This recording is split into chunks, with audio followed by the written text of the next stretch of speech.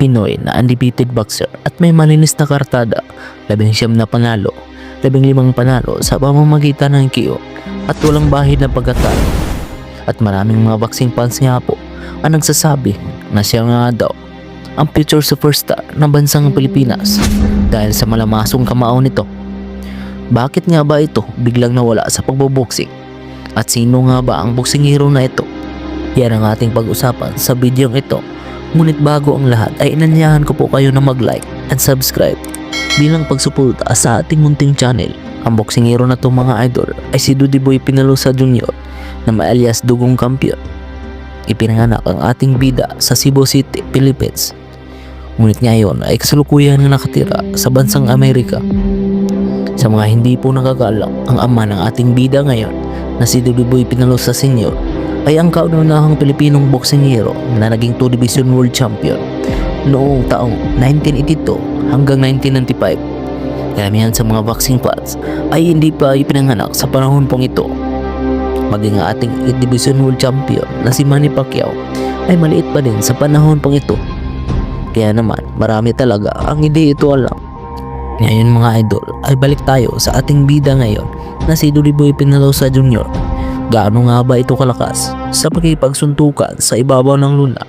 Bata pa lamang ang ating bida ay ang kanyang ama na mismo ang nagturo sa kanya na magboxing at agad itong nakitaan ng potensyal sa pagboboxing. Kaya naman sa kanyang amateur fights ay binaklas at pinagapang niya ang mga malalakas na boxing hero.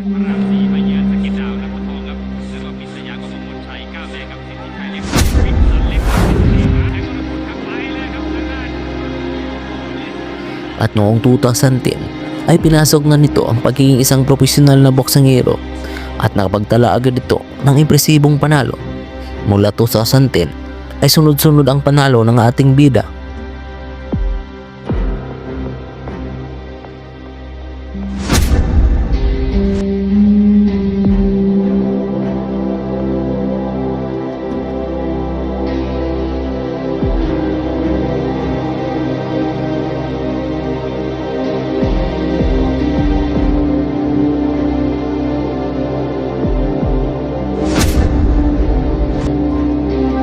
At noong December 8, 2012 ay kauna-unahang dumayo sa bansang Amerika ang ating bida at itinapat agad ito sa isang malakas na Mexican boxer na si Jesus Lule. Ang kanilang laban ay undercard sa laban ni Pacquiao at Marquez Sport. Jesus Lule Raya, blue and gold. His official weight 123.5 pounds. 9 victories. All 9 victories coming by way of knockout. City, the Philippines. Dudy Boy Penalosa Jr.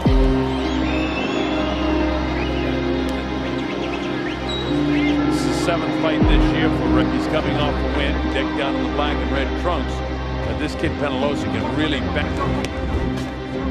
Going with that left hand down the middle, trying to catch up with Roar. Of course, that is his power. And then right down the middle with it, and he's able to bounce the head back of Reyes. Reyes Lapid's undefeated as an amateur and 9-0 as a professional. With a lot of no. And also doing a nice job. Chen actually fought lighter and junior fly. Look at these shots here. All power shots by Penalosa. When Reyes trying to turn up the power, he's just not successful because he doesn't have the same hand speed or the same power as Dudy Boy's right red glove. Into the quick Penalosa. Penalosa slides to his left, goes back to his right, now back to his left again, shoots out that jab. He lets Reyes come in, but he slides down or circles around to his left as that right shot is the one that he wants to release. Nice hook left right down the middle. He's trying to get all over him, but the big power punch of all the shots that Reyes threw, nothing sort of landed, and he's really paying for being on the inside with Penalosa. I'll tell you this, if Reyes doesn't start establishing it, yeah, he gets the jab. That's the right way for him to fight him, just throwing. It looks like Penalosa has a longer reach, but he doesn't. They're both 67 inches. Here comes the bell and the split when he does double the jab. and he's got to stay outside. He works inside. Listen.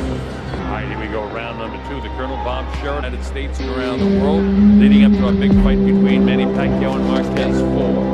Nice uppercut by Dodie Boy. Dodie Boy in the red and blue, the Philippines. You see, Reyes is aggressive enough. That time he got to the body, that one he didn't come up right. There's a couple of body shots. He's willing to take shots here. The movement. Goes again, goes with that left hand lead. He loves that. Let's go with the left hand power shot first. On the right, that was up good on the low side. Look at that. All these punches being thrown, most of them missing, are being caught in the shoulders. There's a short crisp right hand, and it drops Rhea. That kind of a ball to count him out. It's all over. He waved it off.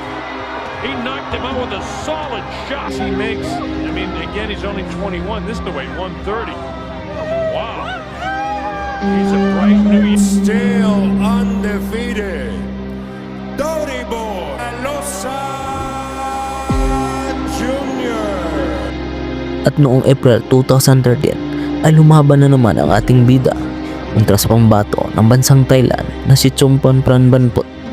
Dito ay nagpakitang gilas ang ating bida. Knockout ang sinapit ng kanyang kalaban.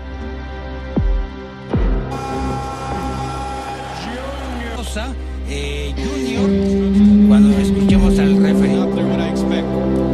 Todo listo entonces, primero de 6 asaltos, el de amarillo es el tailandés Saiton y el de rojo con Peñalosa Jr. Cuidado con el zurdo, empieza con el jab inmediatamente.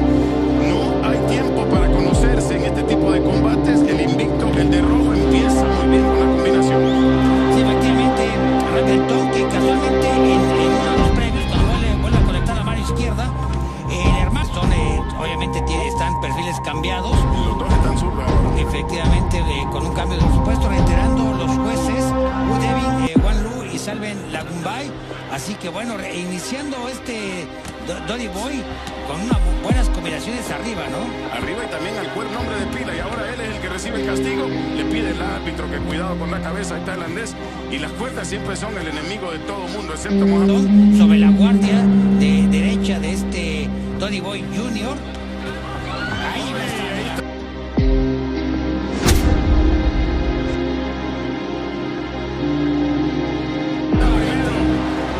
Dodie Boy Peñalosa y se levanta inmediatamente. Aparentemente lo agarraron cruz, fue bien puesto. Te estaba hablando precisamente de la izquierda que había entrado sobre la guardia y le vuelve a conectar la izquierda, y cuando entra ya recompone Dodie Boy y Saiton. Cuidado, Saiton, porque se está tirando como que lo tenía en peligro. Yo no creo que Peñalosa está golpeado para nada. Creo yo podría ser un error para él. Efectivamente, cuando ya... Bueno, no sabemos qué fue lo que le pasó al señor Rock. Ya de derecha, de parte de Peñalosa.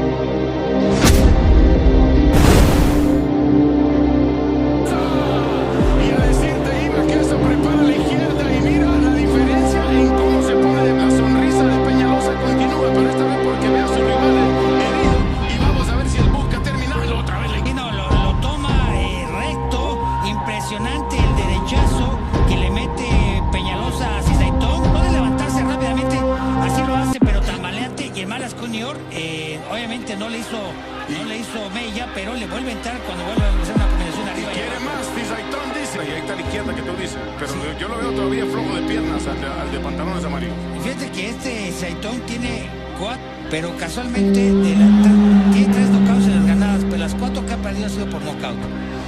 Le toca. Está muy mal, Es ¿eh? un golpe de Peñalosa, el jab de derecha que pone a la izquierda lista solo para terminar. Fue como te dije, que pensó que lo tenía lastimado. Termina el Ceratando y vamos a ver ahora de quién es el tercero, porque grande el castigo y excelente la parada también de Peñalosa, que aunque creo que lo único que tiene que corregir aquí es seguir visitando, tiene que estar orgulloso de él. En la esquina, ahora de nuevo dándole oportunidad al tailandés, permitiendo que le den el castigo. Y la derecha fuerte y entregó castigo Peñalosa, que es lo que está en la boca.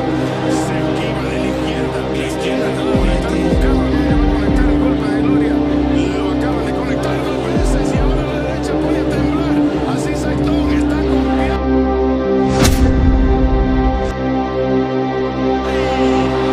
Las piernas estaban taro al cuerpo. Lo pone todavía invicto. Dodie Boy Peñalosa,